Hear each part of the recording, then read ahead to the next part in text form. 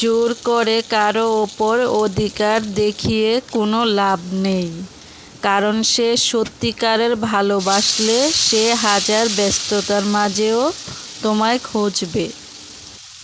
যে মানুষ তার নিজের আচরণে কোনো দোষ খুঁজে পায় না, আপনি তাকে কখনোই পরিবর্তন করতে পারবেন না।